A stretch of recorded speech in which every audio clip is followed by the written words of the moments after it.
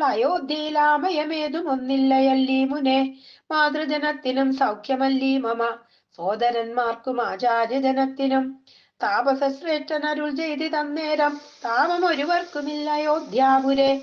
നിത്യം ഭരതശത്രുഘ്ന കുമാരന്മാർ ശുദ്ധമാകും ഫലമൂലവും ഭക്ഷിച്ചു ഭക്തിയാ ജടാവൽക്കലാദികളും പൂണ്ടു. സത്യസ്വരൂപനാം നിന്നെയും പാർത്തു പാർത്താഹന്ത സിംഹാസനെ പാതുകം വെച്ചു മോഹം ത്യജിച്ചു പുഷ്പാഞ്ജലിയും ചെയ്തു കർമ്മങ്ങളെല്ലാം അതിങ്കൽ സമർപ്പിച്ചു സമ്മതന്മാരായിരിക്കുന്നിതെപ്പോഴും. പ്രസാദത്താൽ അറിഞ്ഞിരിക്കുന്നിതു ചിൽ പുരുഷ പ്രഭോ വൃത്താന്തമൊക്കെ ഞാൻ. സീതാഹരണവും സുഗ്രീവ സഖ്യവും യാതുദാനന്മാരെയൊക്കെ വധിച്ചതും യുദ്ധപ്രകാരവും മാരുതി തന്നെ യുദ്ധപരാക്രമവും കണ്ടിതൊക്കവേ.